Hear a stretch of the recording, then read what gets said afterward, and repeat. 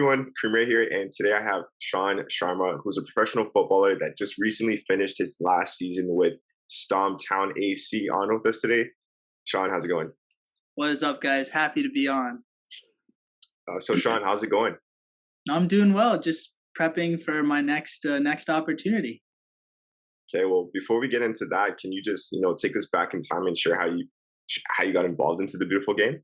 Yeah. So I started playing a long time back. think I started playing about kindergarten, recreationally, honestly, until middle school, and then started playing like low level travel in middle school and then high school. Um, my senior year of high school, I ended up playing academy, which at the time was the DA Development Academy, and then I went to college. And after college, I decided I wanted to keep playing, and then signed with Stumptown for my first season out of college as a professional. So now I'm here. So that's the quick version. So That's a quick version. So what college did you go to and what did you study? so I went to William and Mary. It is a small liberal arts school in Virginia, in Williamsburg, and I majored in economics and also did a pre-med concentration. Nice. So I like economics. You're a numbers guy. You know what's going on. Yeah, math guy. Yeah, Awesome. yeah.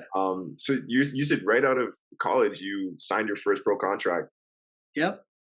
So And I pretty much I graduated a semester early. That was when COVID kind of flared up. So I graduated a semester early, and then after that, I went to a few. I got invited to preseason with a few clubs, and then Stumptown had an open trial. I went to that open trial, got invited to their preseason, and then signed a few days into their preseason. got it. So like were you close to Stumptown and how did you find out about it? So I actually didn't really know anything about it. I live in Richmond, so Stumptown's in Charlotte, so it's about 4 hours away driving. So I was actually my family was down in Charlotte area for spring break that year, and I had just found out about Stumptown's open trial literally a few days before we went down there for spring break from a friend, and I was like, honestly, I have to do it. It's like it's timing is perfect. I'm in the area, family's down there, like I have to do it. So I registered for the open trial, and then I drove down there 2 days and trialed, and then preseason started a few days later. So drove back home with the family, packed my things, and then went right down for preseason. Nice. So did the team help you with settling in and everything like that? Can you just talk a little bit about your transition over in Stumptown? Yeah. So initially, when we were invited into preseason, which wasn't like I wasn't signed at that point, so I was on trial. I had to cover my own stuff, so I had my own hotel place, and then I was obviously covering my own food, and then transportation to and from the training ground I was doing on my own because I drove my car down. But once they signed you, so like once I got signed, they said they would have housing for us. So then they signed about, I want to say, 10 to 12 of us after the first few days of preseason, and then they moved us into an Airbnb house pretty much right away. And it was a little cramped, if I'm being honest. It was almost everyone was sharing a room. It was tight, but um, it is what it is, and we still got to play the game. So everyone was okay with that. But they pretty much covered it once you got signed right away. Got it. And then congratulations on signing your first pro contract. And that's a huge accomplishment, right? Like, not a lot of players get to sign pro and continue on the path. So that's massive. Thank Um, you. you mentioned that it wasn't a straightforward process. It was kind of like you went for your trial, you got preseason, you guys got signed, and then the Airbnb. So I'm just more curious myself. Was it were they organized on their side when the whole process was going on, or was it kind of like a step at a time with you guys? So I think honestly, it was not very organized, if I'm being honest. Full disclosure. And that's nothing against Stumptown as a club. I think they just started operations pretty late because the club like decided they were resuming play very late into the preseason cycle, if that makes sense, because they had a club earlier in Nisa. I want to say 2017, 2018, they had a club, and then they folded. They went bankrupt. And now this Stumptown, they rebranded into Stumptown AC. I think they used to be Stumptown Athletic, and then they rebranded. So the league funded the club, Stumptown AC, that I was on. So it was like all super late in the preseason cycle. So most teams had already started preseason by the time our preseason actually started. Got it. Yeah, and I'm pretty sure that's not the only team that has went bankrupt in NISA, correct? Yeah, I think it happens a decent amount. I've heard, obviously I haven't been around in NISA very long, only the one season, but just from people that I know that have been around the league for a little bit longer, and then just kind of seeing all the social media side of things, I think teams come in and out of the league pretty regularly. And I think that's obviously due to the fact that it's a relatively new league. Obviously, it's been around for what, 4 or 5 years at this point. So Yeah, it's a very young league, and that happens. yeah, that's fine. I mean, they're only going to continue to grow and grow bigger, so that's fine. They're learning. Um, and it's a complicated, it's a very strategic, well, not strategic, but it's very complicated or complex, right? Am I saying the word properly? Complex? Sure, yeah. Complex thing to do to run a league. That's interesting. So now, you mentioned that you had your first year in the NISA league. Talk a little bit about that. How was that? So I honestly loved it. It was, I mean, the experience was amazing. My teammates were some of the best guys I've ever met. It was a great time getting to wake up every morning, go to training, and then, you get a meal with the boys, and then you relax the rest of the day, and then you do it all over again. I loved it. I loved every second of it. And it was a great experience personally, on the field and off the field, learning experience. Being away from home, kind of on my own for the first time as like a real adult, covering all those expenses and paying taxes, stuff like that. It was a learning experience. Then on the field too, I was one of the younger guys on the team. I didn't get many minutes, so it was every day in practice was personally for me a battle to get myself into that 18 or potentially get minutes for that weekend. So learning experience, mentally, physically, all of that. So I loved it. No regrets. That's amazing. And obviously you continue to play the beautiful game. So let's talk about a little bit of like on the field, right? Mm. Day in and day out, your training. Did you guys have a proper recovery system at the club? So, like I said earlier, because the club was league funded, there really wasn't much outside off the field that was provided to us by the club. So, we didn't really have access to a gym provided by the club. Once we left the field, it kind of was like, you're on your own type thing. So we had an athletic trainer at the field, and if you got injured, there was a PT place that you could get PT done. But for the everyday recovery stuff, we didn't really have anything through the club. So a lot of guys went to local chiropractors. A lot of us got gym memberships and would do stuff like prehab or gym work on our own, but none of it was really provided for by the club. Got it. What about on the field? Like what position do you play and what kind of player are you? So I play center back, and I'm not like physically, I'm not a very big center back. I'm 6 feet tall, so I'm on the smaller side for a center back. So I think one of the parts of my game that I think I excel in is definitely on the ball, kind of a ball playing center back, trying to break lines and just connect the game. So I'm not a center back that's going to, run through a guy 10 times in the game and clear everything. I'm going to try to play out, but, so that's kind of the game that I like to think that I play. So. Got it. Do you talk a lot? Are you very vocal? Do you communicate a lot on the field? Yeah, I think I definitely try to be. And I think personally, one thing I struggle with is when I lose confidence, maybe while I'm playing, if I make a mistake or something, then I start to get a little less vocal. So I think I definitely need to staying vocal throughout, highs and lows, trying to stay vocal regardless of personal circumstances. Because as a center back, you definitely have to be able to dictate and organize defensively and all that. So I try to think that I stay vocal, but I definitely know that I can work on it. There are areas to improve. Got it. Yeah, and during the game, you're playing the game, you got fans screaming, shouting, and then you make a mistake. How do you usually bounce back from that mistake?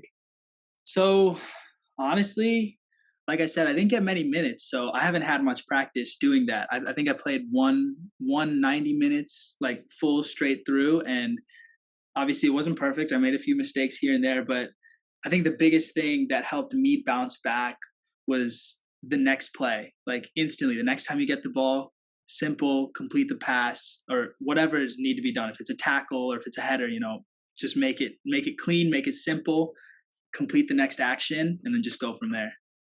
Got it. Great points. What advice would you give to players that want to go pro?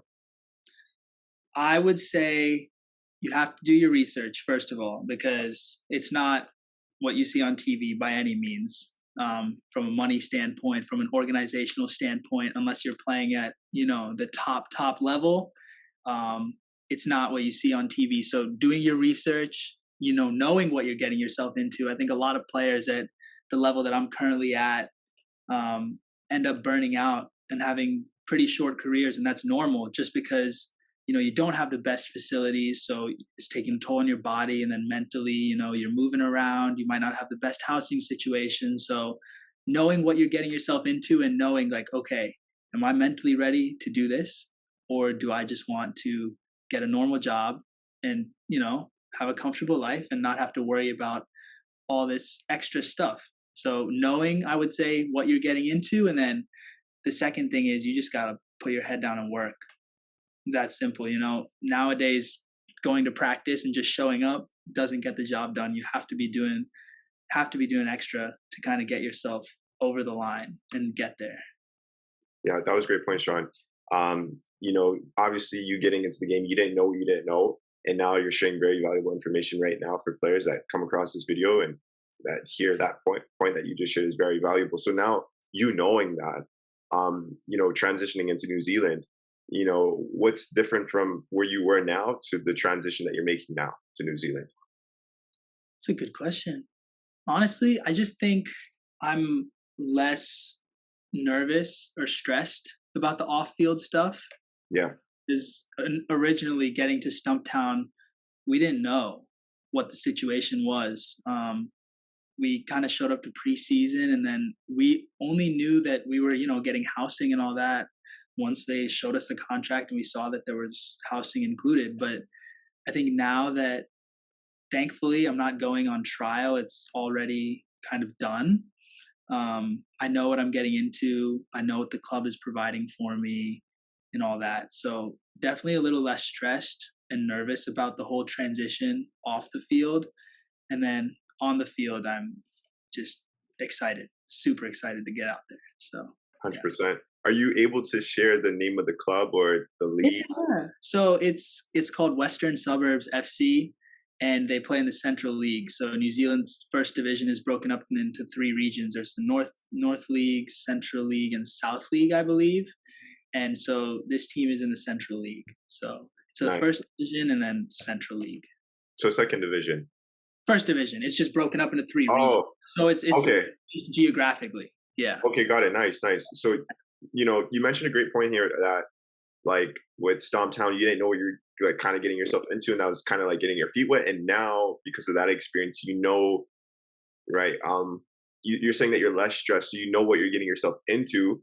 What was the difference in like what was the difference now between like how'd you organize the opportunity now from before you were getting your feet wet, you didn't know what you were getting yourself into, but now you know what you're getting yourself into, and how'd you organize that? I just want you to explain that. So honestly, with the whole Stumptown situation, so when I graduated from college, my biggest thing was, okay, I need to take advantage of every opportunity and like just find a club. So I reached out. I reached out to a few guys that I know that play pro now and tried to get any contacts that they had at any level. So I ended up emailing almost every USL 1, USL Championship, and NISA club that I could find a contact for. I got a response from one club, and they invited me to preseason. They started very early. They started in January. So I went, he told me to be there 2 days after he called me. So I got in my car and I just drove there. And I was there for about 4 weeks, and it was going well. And then I pulled my hamstring. So I was out for a few weeks after that. I went home, I rehabbed, and then obviously that door shut because I was injured. It's ruthless when you get injured, and it's not personal. It's just they need to look at other guys. They're building a roster too. So that opportunity the door got closed, and then I was just looking for anything else, that I could find. And then stumbled across the Stumptown open trial. So in my head, it was all right. I just need to take advantage of this opportunity, whatever it is. I just need to be on a team, for this first year. Get on a team, learn, build connections, get to play. Right. And that was my thought process. So I didn't really know what I was getting into because I didn't even know much about the club. It was just, okay, this is an opportunity. I'm going to go take this opportunity. Whereas this New Zealand opportunity, I got it because I had a teammate of mine played there a few years ago. So he put me in touch with the technical director. I had a phone call with the guy. I sent my film. So it was more of an in-depth process, one-on-one with the technical director. So, I was talking to him, he was watching my film, and he was telling me exactly how the club is run and how it's set up there. And I also had the inside scoop from my friend who was there. So I wasn't getting, the guy wasn't telling me one thing and I'm getting another thing. I knew exactly what I was getting into because I had two sources, and they were matching. So that's kind of how it differed from Stumptown versus the New Zealand opportunity. Awesome. Yeah. So with you now knowing from the two sources that you know what you're getting yourself into, is it it sounds like it's a better situation, a way better situation. Yeah, I think off the field, definitely, 100%. It's a better situation. Especially coming as an international, like, not being a local guy, I kind of have to have housing provided. I have to have certain things provided, or it's just not sustainable. So, from that aspect, definitely, it's definitely a better situation off the field. A little more funding over there. Off the field, I know where I'm going to be staying, stuff like that. Yeah. Got it. And you mentioned that you're international. So what type of visa are you getting, and is the club taking care of that, or? Yeah, so I think obviously depending on the country that you play in, the visas are all very different. So New Zealand, the technical director was telling me that the visa is very easy to get, especially as a US citizen. So I'm a US citizen. So I just applied for a working scheme holiday visa, I think it's called. And um, I just applied for it and it got approved within 2 days. And That's awesome. it was very easy, and then I think I'm able to stay for about a year, if I'm not mistaken, on that visa, and then going forward from there, whatever happens. But it was a pretty easy process, but I think it depends on the country that you're going to, obviously. Yeah, yeah, yeah. No, that's awesome. Like, I know visas. I've spoken to hundreds of immigration lawyers to understand and figure out that process of visas and how they work. And as you mentioned, it's different everywhere else. But that's awesome. 2 days. That's Yeah, it great. was very quick. So yeah. Um, with saying that, I also want to go back a little bit. I've had similar experiences in the United States in the MPSL League Division 4 in the United States with Naples, not knowing what I'm getting myself into, so I can understand and relate to you. And I've Oh, yeah. also, yeah, yeah, yeah, and I've also been to New Jersey. They play in the NISA. Similar. Everything that you're saying is kind of similar to what's going on over there as well. Okay. So I definitely could relate, and I totally Yeah. Oh understand what yeah. you're talking about. Yeah, Uh, sure. So is it going to be your first time going down to New Zealand? yes, I've never been there. I think I've been out of the country a few times, but never that far away. Got it. So So I'm excited. It'll be a whole new experience. you're gonna be very far from home. Oh yeah, very far. So, and obviously for a whole season. So basically, kind of like a year. Are Yeah. you prepared? How are you preparing yourself for that? Honestly, like packing wise, I don't even know, but mentally, I'm just excited to get out there and play. I think going to play somewhere makes it a lot easier to kind of leave home, if that makes sense. Like I definitely consider myself a homebody. Like I love being home. Um, I'm kind of introverted. I don't go out all the time, so being home, just relaxing is great. But like going to Charlotte to play was amazing. I loved it. I loved every second of it. So I think I'm not too worried just because I know that I'm just going to be playing week in, week out. So that's what I'm excited about. Yeah. That's awesome, bro. I'm excited for you. That's amazing. To be playing is the best part, right? Oh yeah, that's all you can ask for. Yeah, I'm just gonna go to my list here real quick. Um, this I want to quickly touch on this. Did you when you signed your first pro contract, did you have an agent to help you with that process, or did you just deal with it on your own? I didn't have an agent. I kind of went through the whole process of reaching out to teams and going to these open trials. I went all kind of by myself. And then once I got offered a contract, I had I think a close friend of mine who has an agent, or there was some connection that I had, and so I had someone look over it for me just to make sure it wasn't like Mm, terrible, right? So I had someone look it over for me, but I didn't have an agent. I wasn't signed with an agent. I'm still not signed with an agent. So got it. And you don't plan to work with an agent when you're going over to New Zealand? not for the New Zealand opportunity, just because I think, especially at the lower level, like the levels that I'm playing at right now, and a lot of the people I know are playing at, an agent, I don't know personally, just from what I've heard and learned, is like, I don't know how much they can do for you versus using your connections that you have, if that makes sense. Because sometimes the connections you have are, my teammate might personally know a head coach, where that connection and introduction might be more beneficial than an agent who just, you know, knows the coach through his agency or something. Like, sometimes the personal connections I've heard and learned personally go further. And that's just how the New Zealand one worked. It was a personal connection. My teammate knew the coach really well. And obviously, my teammate knew me very well. And so he connected us and spoke a little about me to the coach and told me what I was getting into. And then from there, that's where the opportunity came from. So right now, I don't really plan on getting an agent, obviously, because I don't need one. If the next opportunity is already happening, but moving forward, we'll see. I'm hoping to get to a level high enough where maybe I need an agent. That's hopefully I'm getting to a level where that's needed. But I think right now, personally, I just don't really see it being a very needful thing. Yeah. No, it makes sense. It makes sense. I have two more questions. I don't want to take too much of your time up. Mhm. You mentioned economics. Are you doing, like, besides soccer? Is there anything else that you're doing outside of soccer, work wise, or?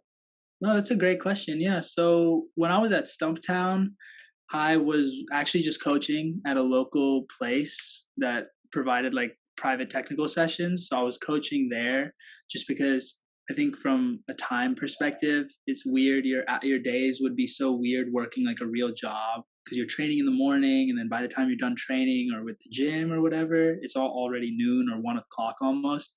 So the hours are a little weird. So I wasn't really using my degree, if that makes sense. Like I wasn't using it in for a job at that point. I was just coaching on the side for a little extra money. And then one thing I want to say for anyone who's trying to go play pro, like at the lower levels especially, it's very important to have like a second stream of income. Just because from a money standpoint, there's not a lot of money. So having a second stream of income is big, whether that's a hobby that gets you a couple $100s a month, or coaching, or even whether it's a real kind of desk type job. One of my best friends at Stumptown, he was working for a consulting company that he had a personal connection with. So his hours were able to be pretty flexible, but he was working with a consulting company. So I think it's really important to have a second stream of income. So yeah, I was just kind of coaching on the side. And then in New Zealand, I think I'm going to do the same thing, but also try to explore if I can, get maybe a part-time job with my degree. So we'll see. Mm, that's a great point, especially if you're funding like a lot of the expenses. Then it's obviously important, like, exactly what you just said. And then leading towards the last question that I have, and then we'll dive into the fun questions. Is what is your most memorable soccer moment? Most memorable soccer moment. Honestly, I'd have to say the game that I got to play, like almost the full 90, that was definitely memorable. My debut was really memorable, but it was only like 2 minutes, I think. I subbed in like the 90th minute, and there were like 3 minutes of stoppage time, but it was memorable. It was fun. But I think the game that I actually like played, that one was really memorable. I know because one of my best friends from high school had driven down. He went to Clemson, which is about 3 hours away. It was the last game of the season. He had driven down. Beautiful night. My dad and my little brother drove down. It was like kids' nights or All the kids that I coached were at the game, so I think that was definitely, for now, the most memorable experience. It was awesome. That's cool. That's cool. And then leading into fun questions, it's 10 fun questions. You got to answer them super fast, Sean. So the first one is, who's your favorite team? Favorite team, Crystal Palace. Favorite player? Sergio Ramos. Favorite cleats? Nike Mercurial Vapors or Mizuno's, the Neos, Morelia Neos. Nice. Favorite food? Favorite food? Oh, I love cheat meal. I love Popeyes, the fried chicken sandwich. Oh my God, I love it. You're a Popeyes guy. Oh, I love it. I love it. Who's your favorite artist musically? Musically? Oh, that's a good question. Oh my goodness. I honestly listen to a lot of stuff. I like Drake. I went through a big Khalid phase. Honestly, I'd probably say Drake. Consistency, I'm always listening to him. For sure. I'm from Canada, so that's our guy. Oh, really? Yeah, from the GTA. Everyone's a big fan there, huh? Yeah, for sure. Messi or Ronaldo? Ronaldo. Let's just say me and you, or we're talking shit. I'm like, yo, I'm better than you at FIFA. You're like, no, I'm better. I'm like, all right, let's put our money where our mouth is. Put $5,000 on the line, for example, and it's for a FIFA game, right? Who's your go-to FIFA team? Dude, I use Crystal Palace all the time. Oh gosh, Jokes, bro. Jokes. Nah, if $5,000 was on the line, FIFA 22, I'd have to take PSG. Man, you know what? I wish I had. I did have a PS5. I sold it, but I wish I had FIFA right now and the PS5 because I should be like playing FIFA against everyone that I'm interviewing. Right That'd be sick. Can you imagine? You have a FIFA game and you're running the interview at the same time. That'd be cool. That'd be cool, right? Cool. That'd be sick. It's a good idea. Yeah, that is a good idea. Yeah, I hope maybe we'll see. Maybe in the future. For sure. So would you rather? I know you're a center back, but if we got corners that you could come in or free kicks. Well, actually, probably just corners. But would you rather score 2 goals in a game or 1 goal and 1 assist? 2 goals. 2 goals for sure. Last minute, the game's tied. Would you rather score a free kick or a PK last minute goal? Free kick. Or actually, I should reverse this one. You're a center back, so let's just say it's the last minute. Would you rather get a red card to save the game, or would you rather kick the ball off the goal line, saving it from not going in the goal? What would you rather? To help the team win. I feel like the red card would be a better story. Yeah. But it wouldn't be the smartest decision.